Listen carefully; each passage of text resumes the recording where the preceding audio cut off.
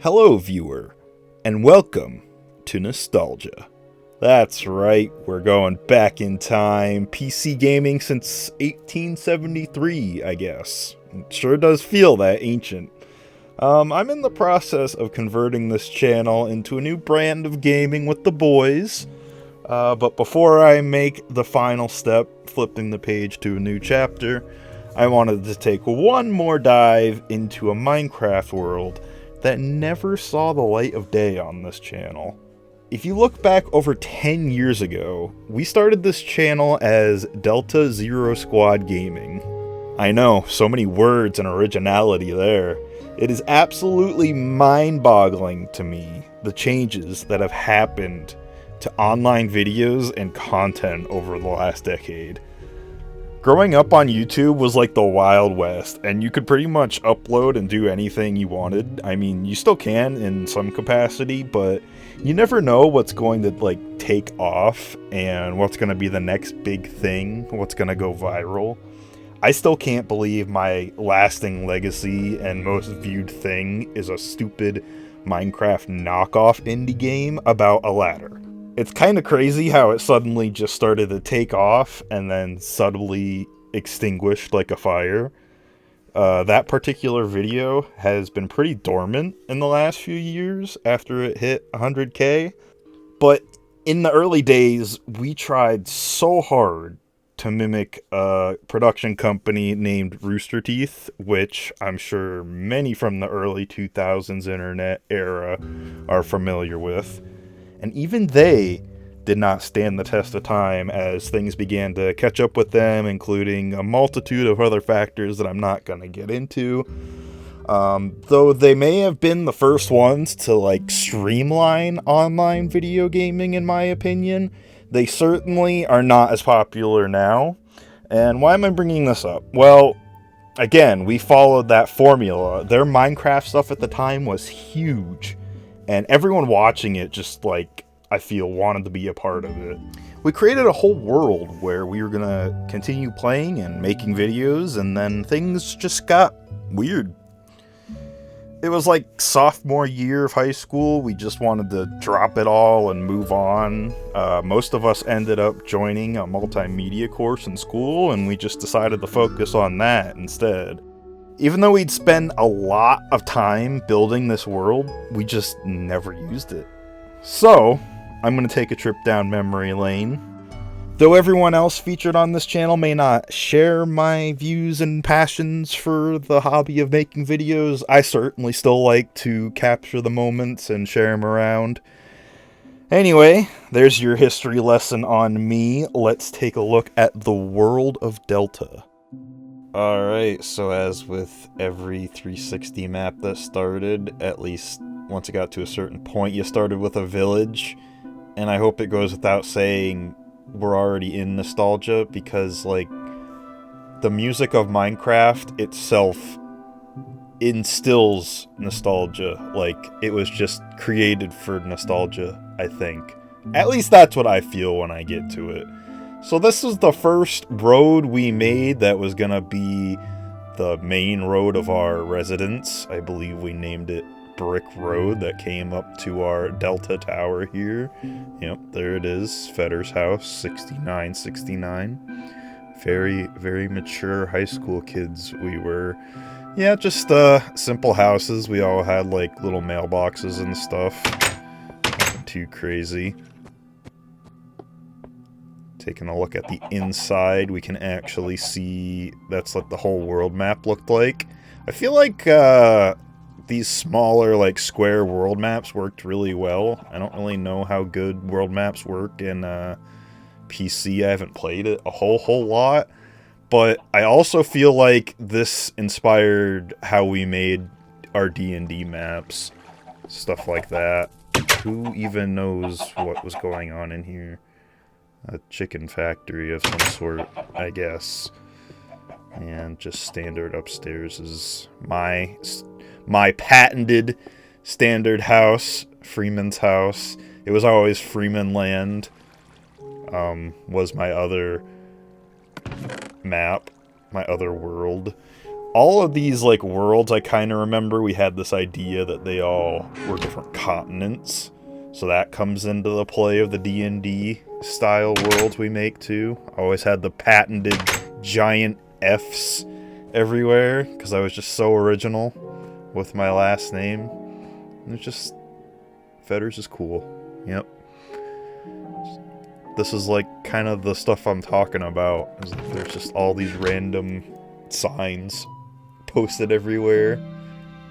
Just shit you would do, you know? Just dicking around and making what signs you could. Cool little cobblestone stairway pattern. Good buddy James here made some type of door contraption and whatever plot of land he had built out for himself. James always had very unique building structures. I feel like he's one of the top builders that took a lot of pride in the things he built. I have no idea what this is, but it was always a funny thing to... Butters didn't really play with us too much, so, you know, this was his house. This is what he got. He was the guy who got the little dirt house with the bed. That's all he got. And a melon in his mailbox. This was, so, dungeons were very rare in the 360 days. And this is where one of them spawned, as we found. Digging underneath, you can actually hear the skeletons. So we just made it an abandoned plot and saved it as a dungeon for whatever dungeoning purposes were needed. Farming the zombies, I guess. And, even a trapdoor.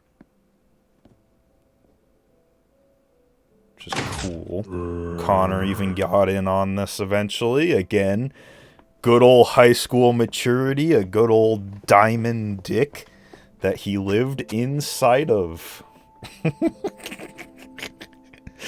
Yeah, I guess we did this on creative for the most part, so that's where all that came from. Not too much here to look at, but taking a look at the actual downtown, I guess you could call it. We got the Delta Tower. I think I made this off of like a blueprint that I found. Blueprint meaning I just looked up the design and built it all up around. Pretty neat design, actually. One of the more unique looking structures, I would say, on this world. I think we were going to have it as like the central meeting area and stuff like that, but also as a... Our idea was, as we proceeded and did other videos and created just random stuff that you would in Minecraft, that others would hop on and share the same things from time to time. I would probably recreate this tower in some form, jumping on like a PC server or something like that. We got the classic Clay's house. I don't know why. That was just the way we did it. Haven't seen our good buddy Clay in feels like 100 years, but I do remember you, buddy.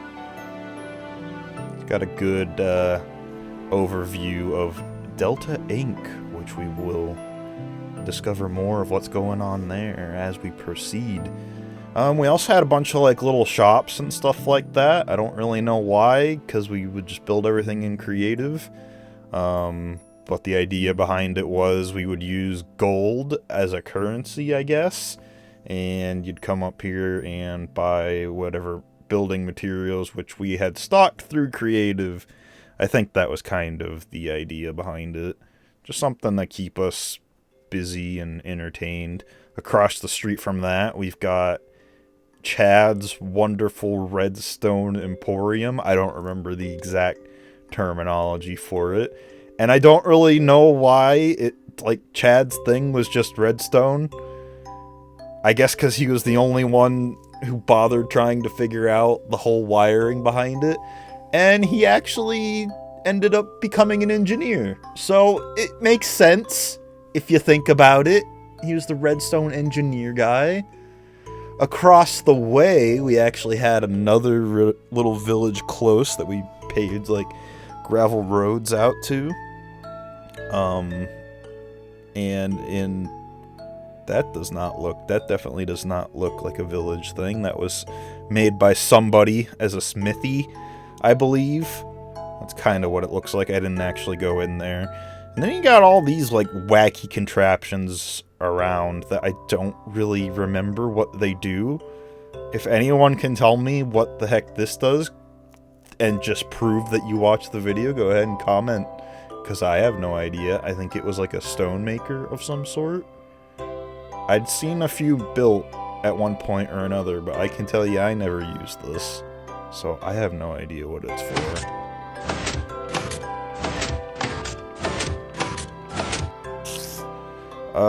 We've got good old Hobo's home. Who even knows? I remember terraforming this, like, plot of land took forever. We would just start at a certain level and just slightly dig out the mountain until it was all flat.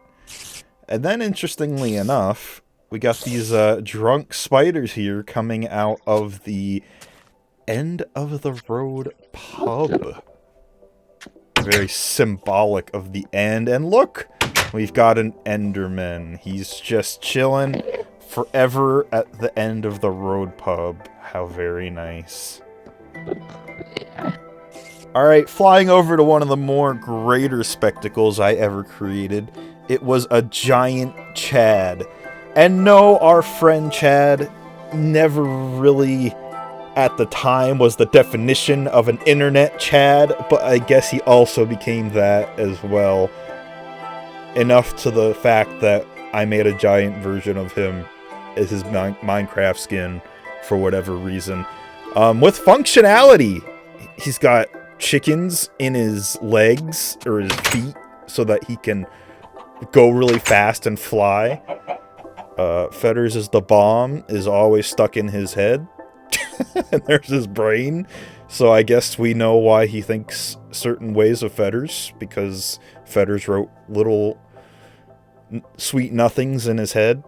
But this was actually, like, one of my favorite parts that you won't actually get to see work. Chad's redstone engineering functions even into his own hand, as I made these dispenser things that you could kind of, like, go inside a Chad here if you wanted for whatever reason, and shoot them out of these dispensers at the target via arrows, potions, spawn eggs, all types of crap like that. Flying behind Chad, we've got one of our first little video event ideas that we had thought up of. It was something along the lines of a underwater adventure created by my friend Fetters. We've got co-pilot Jeffy there, I guess. Couldn't tell you why we came up with these ideas for the names, but the idea behind it was that we'd all swim out at a certain time. I don't remember the exact rules exactly. Oh, here we go. Fetters' Amazing Sub-Adventures.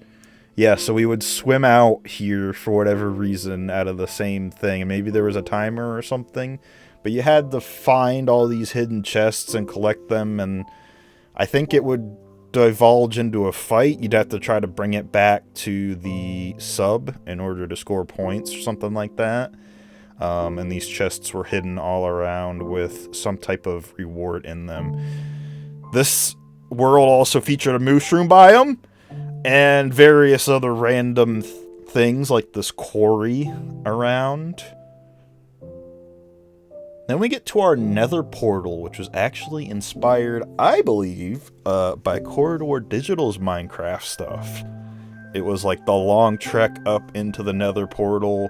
They did some live action stuff that we always wanted to try to do as well, but never did.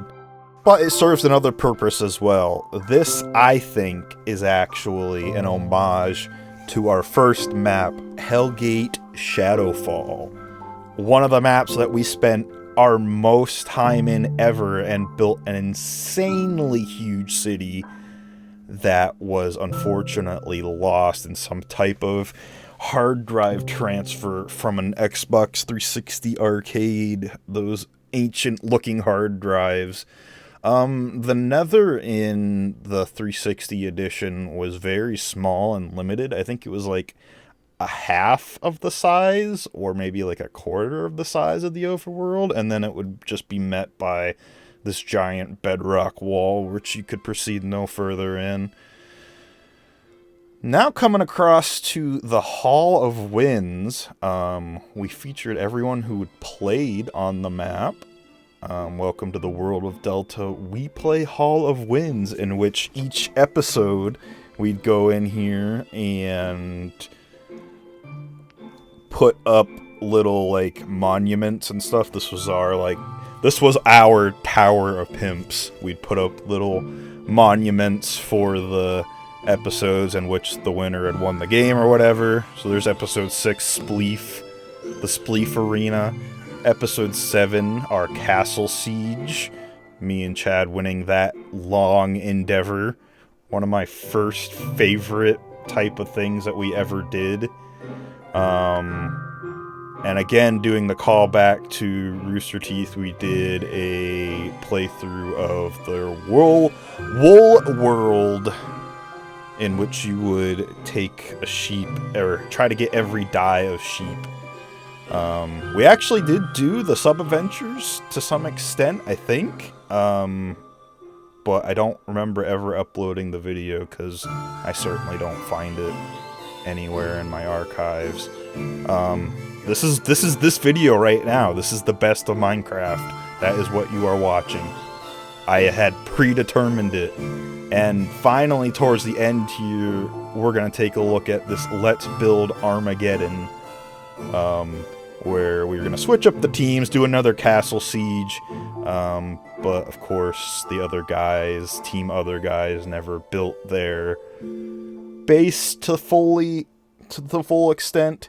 We also had Connor and James doing some PC Minecraft back in the day, and who knows, maybe we'll even do some more PC Minecraft here in the future on this channel. I know the guys are doing a PC map as we speak that I have not jumped onto quite yet, but they still like to play it from time to time, and it is a very soothing game. And then we were going to have the big finale being, instead of Castle Siege, Armageddon Siege, in which we would use the entirety of the map. So this Hall of Winds just stands as a monument on the stand of winners, forever forgotten in time on my 360 hard drive. So we were going to start Armageddon Siege here, in which everyone would gather in the central point. This is the most central point on the map. Everyone would be safe in this zone, I believe. So it was a safe zone between the two castles. We built the castles on either side of the map. Those were our two team names for whatever reason. I don't know. I really don't, okay? But just look at the amount of time it possibly took to build all this crap that we just never ended up using. I can't really think of how that video would have gone if it would have even worked out in the first place. This is all that was built of the one side of the tower. It's just a trench, and some emerald had been finally added to the game, and it's pretty much just an empty giant hollow shell, so who knows what they would have gone with here. I don't think any of us remember what the premise was going to be. You had to get into the castle and take their piece of wool and return it to your base, so it's basically just capture the flag in Minecraft. See if you could get through the giant wacky contraptions, if you could make them at the time, all the convoluted crap that went into building. So, coming back to Delta Incorporated, this was kind of to symbolize our offices finally quote-unquote being demolished. Somebody, like an offhand person who wasn't participating, I don't even know if this would have worked, but you would have ran around and blown it all up and spawned all this stuff. This was the Armageddon aspect, that this would be floating around as we wreak havoc among the central city here with all these gas flying around. I'm sure we would have tried to done this locally, not via online, because we all know how those servers worked. But I imagine this would have crashed a number of consoles at some point or another. Here's some of my Dream Theater influences. I made an octavarium of my very own, hidden behind and revealing my completed castle that I made with feathers, apparently, which I find that hard to believe, because this thing is an absolute mammoth of a fortress. I wouldn't even begin to know how to actually solve this, and you know, it might actually be funny to see me attempt to solve it, because I have no idea where I would even start. There's like 3 or 4 main towers that I can figure out. We have a giant schlong tower, of course. You had to go through the middle there, I think, work your way up the schlong, and then somehow exit one of the balls to get up to the gauntlet of bricks. Within this gauntlet of bricks is like 8 different layers of monster rooms you had to fight, and finally somehow figuring out how to get to the top without dying. You would have to then get the wool and find yourself a way out. So that is absolutely insane that we never use this in any capacity. But here it is now for your glorious eyes to lay waste upon. There's about so much more that I could talk about in this Minecraft world we have here, but I think you've seen enough, and I'm gonna have to eternally let it rest as the sun rises one more time over a grateful city.